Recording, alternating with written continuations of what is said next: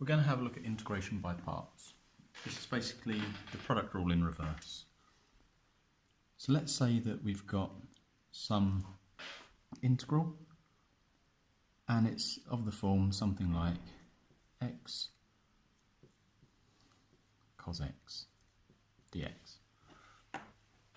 We can view this as a function. Let's call it u.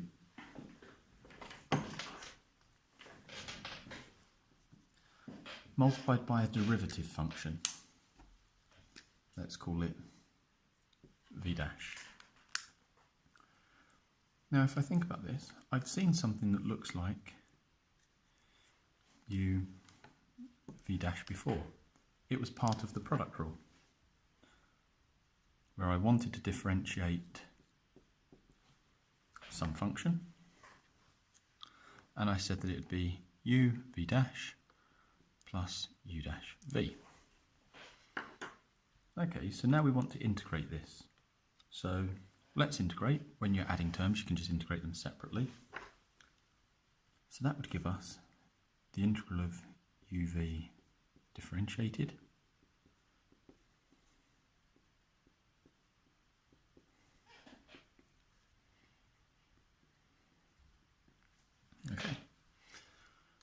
So integrating both sides would get that, but we know that if we integrate and differentiate something, the two essentially cancel out. So we'll just be left with uv is equal to the integral of that plus the integral of that. Making this the subject, because remember, this is what we had originally of that form, we see that the integral of uv dash is equal to uv minus the integral of u dash v. That doesn't look to have helped us at all. It's kind of taken one function of this form and changed it into something minus another function, which appears to be exactly the same form. Doesn't appear helpful, but let's see how it works in practice and we'll see why it works. So looking at this, I've got my u and my v, or v dash. Similar to what I did before, I'm just going to write down what u dash and v are, so the integral of that. Remember, it's the derivative of cos, which is minus sine.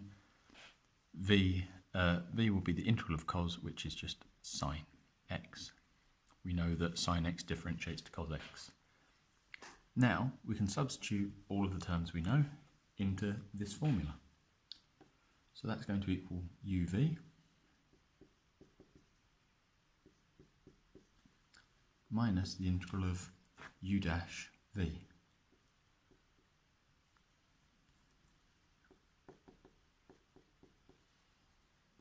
And again, no need to really write the 1 in there. Okay, so we see that although it didn't look like it'd be helpful in its generic form, if one of the functions becomes much easier once it's been differentiated, such that x just differentiates to 1, we can see we no longer have that problem of the product of two functions here. Now, this has already been done for us.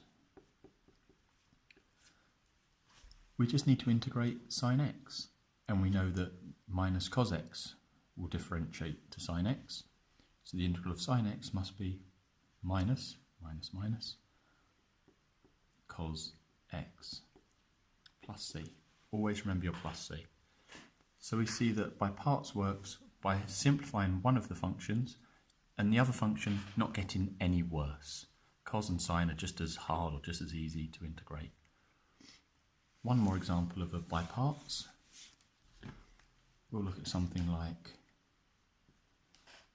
x cubed ln x.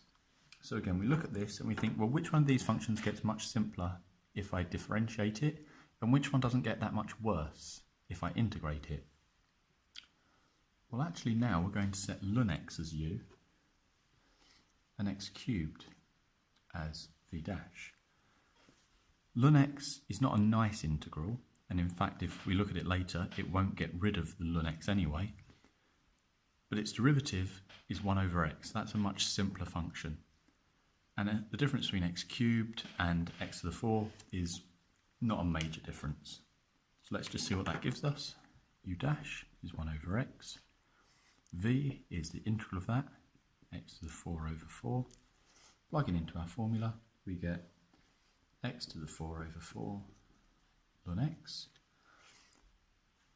So uv minus the integral of x to the 4 over 4 times by the derivative of x, which is 1 over x. We'll just add multiply our denominator by the x. Cool, that simplifies nicely. We can now integrate that.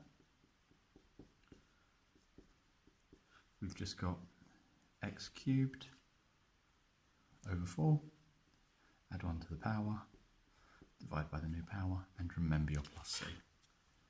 Okay, so you see that we look at it, we think which one of these functions gets simpler if we differentiate it, and if the other one doesn't get much worse by integrating it, then it's probably a by parts. We'll see some exceptions to that when we do some reverse chain rules, but the main problem with integration is spotting the correct technique. Once you've got the correct technique, you're away.